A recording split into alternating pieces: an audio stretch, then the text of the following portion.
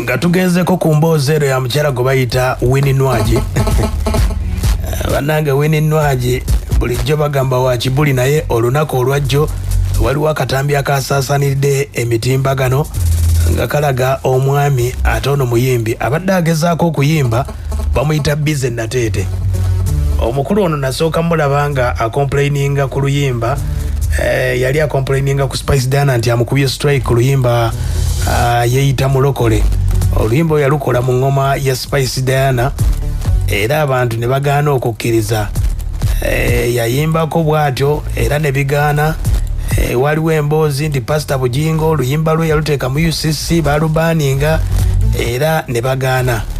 Wano nno kati wajjidde mu kalala, ate kano kajjidde mu kalala nnyo kali HD. Yavuddeyo n'ategeeza nti bulijjo mwebuuza nti ani yazaala mu Winnie Nwagi. Winnie Nwagi abadde akyogera lunye ng'agamba nti taata w'omwana, sooka biwulire kubanga Winnie Nwagi yagamba nti taata w'omwana ky'anaamukola. Mwana ye alaba taata w'owwo. Nze bonsa nga nalayiro nti tali mulaba.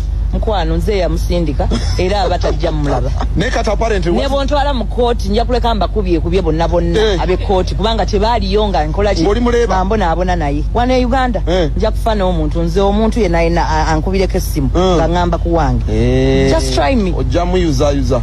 Nkimanyi bulungi ne taata wa alina TV ewe. Nkimanyi bulungi andaba. Just try me. Jangu ku wange. Eyo bye mmanyira abantu. Kati jangu ku wange. Ogaembu I have a right. Which right? You lost it. He's a dad. Long time ago. Tonyumiza. Even a dog nembwe esobola okuzaala. Yes. You are dad. So what? You failed. Do you know what makes you a dad? Responsibility. What are totally responsible for your own child? Then you are lost. You cannot be called a dad. But I can use obane kuba mutima. Nwagi ntuka nene kuba. Sayagala nnyo kekaya na kuchina ekintu. No mukagwinza okunkunzi gwako. Oshegeera. Eyo emboozi emaze ndowooza nga mwezi gumu ku myezi ebiri. Winnie Nwagi yavaayo nga bamubuuza ku taata w'omwana yakambuwala bubi nnyo. N'agamba ne banamutwala mu kooti ajja kuba abalamuzi. Kati olunaku olwajjo akatambi kalabise nga taata w'omwana ye muyimbi upcoming bamuyita Bizzy Nateete. Nkakasa oyinza okuba tomumanyi naye ng'ojja mutegeera waakiri olw'emboozi eno. Bizzy Nateete yatuuse mu kikomera kya Winnie Nwagi tebamukkiriza kuyingira. Nga bw'omanyi omuyimbi abeera ne kamera zaabadde kweziri abakwata ne bakwata. Kati mu mbeera eyo ndowooza Winnie Nwagi n'agamba okwetaasaako omusajja ono katuyite poliisi. Poliisi n'emukwata n'emutwala akawungeezi ne bamuta. Ne bamutegeeza taddangamu okulinnya wa Winnie Nwagi awo okusaalimbirawo nga kyalina okukola agende mu mateeka asobole okuba ate ng'asaba olukusa okulaba omwana. Omukulu ono gwe bayita Bizzy Nateete oyinza okugenda ku Facebook n'olaba ataddeyo obukakafu obulaga kubanga ye agamba nti emboozi zonna nti yali yasirika obutajja mawulire olw'ensonga nti bingi nnyo bye baali bayogerako n'agamba aleke brandi ya Winnie Nwagi etambule kubanga yalina omwana we. Kati omukulu ono agamba nti ekyabawula ne Winnie Nwagi kyali bwe kiti. Winnie Nwagi bw'afuna olubuto mbu Bizzy Nateete yali mu senior 6 nga Winnie Nwagi naye waali mpola ayiriba bibye. Winnie Nwagi ng'afuna olubuto lw'omwana oyo gwe bayita Destiny. Kati bw'amuzaala Destiny kati ono Bizzy Nateete kyeyakola yafuna mukwano gwa Winnie Nwagi gwe bayita Irene n'amufunisa olubuto. Bw'amufunisa olubuto Winnie Nwagi anyiiga n'amugamba ky'ogenda okukola olubuto luveemu aluggyemu oyo. Bizzy Nateete n'agamba ekitasoboka kyekyo. Okuva olwo Winnie Nwagi n'amutegeeza bw'aba aganye okuggyamu olubuto genda ne Irene wo genda ne malaaya wo toddangamu era tojja kulaba ku mwana wo ne unaabadde. Kati we byava ebiwe bityo agamba nti agezezzaako okunoonya Winnie Nwagi boogere naye biganye.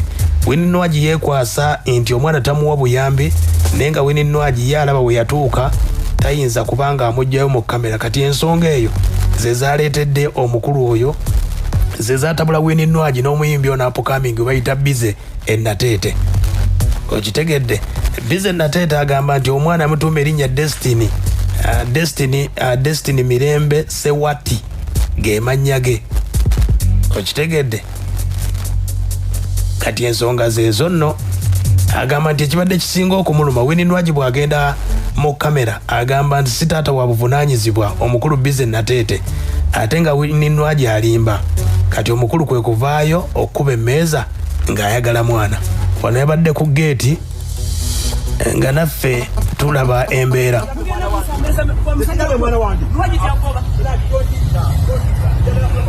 Njalayiro nti tali mulaba mukwano nze yamusindika era abatajja mulaba ne bontwala mu kooti nja kuleka mbakubye bonna abe kooti kubanga tebaaliyo nga nkola mbona abona naye ono gayakanira mwana bannange gayakanira mwana bannange nogiyani olimba ensonga zabadde bwe zityo ku muyimbi gwe bayita Winnie Nwagi omwana w'engabi ono bonna bakibuli ate Bizzy Nateete nalabye naye yasitulamu ku bunyama kasita Winnie Nwagi yagambye bajja kwegwako mu mbeera yonna kati Bizzy Nateete uno ng'akakasa tumufunyeeko ng'akakasa ng'agamba nti byonna bye mulaba Winnie Nwagi bulijjo byayogera anyonoonera linnya naye ayagala just kulaba ku mwana we. Story mpanvu nali nkyasoma then ngali mu senior 6 ensonga twayogerako ne family yange then ne baŋŋamba nkikidde like I decided era y'omulabire mawulire emirundi mingi abadde azze ng'alyogerangako naye nga wengi but I was silent until walingiza mu police mwana samulabye kirungi nti ku police nakuddeyo bankwatidde awo webabadde waliwo kumpi wa police station so ndowooza bakubidde mangu awo ba police ndowooza bakiriibe. Yoyo nno omukulu gwe bayita Bizzy Nateete kasita muyimbi abadde ayinawo oluyimba yeyita mulokole ndowooza kati ajja gamba njagala oluyimba anayiya luyimba ki njagala mwana Bizzy Nateete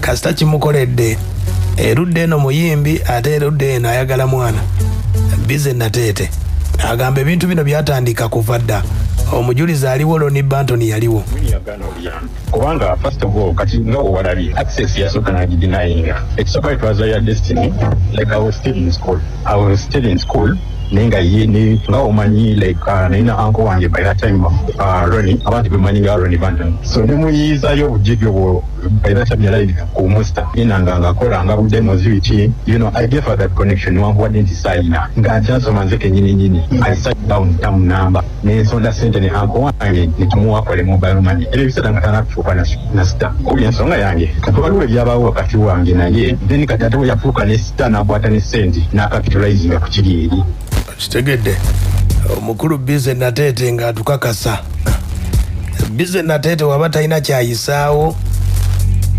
bw'aba anoonya linnya aligezezzaako likyaganye ku Winnie Nwagi wano katulabe agamba ekyasinga okubatabula ensonga ali bweti kuba nze kyenjagala si kutwala mwana nze njagala kulabanga mwana wange kubeera na access nakuye nti njagala omulabanga gwolaba omwana wo ngenda nemulaba nti muguliddeyo ka dress kakano namanya nti ensonga zatwawula zaba waliwo muto wa destiny bamuyita desire omwana oyo namuzaala muwala bamuyita Irene atali Irene omuyimbi but yali best friend wa Winnie Nwagi so anyway sagala genda nnyo mu ebyo naye just nkuliddeko ekitono awukawuka lwabo obuziwawo nakola ensobi nate banakola ensobi so it's not good ensobi okudingizaamu ate omwana aya basi omukulu Bizzy Nateete buli kadde apositinga ng'aleeta obujulizi era ategeezezza ng'amusaba mu bwetoowaze Winnie Nwagi awulire bino.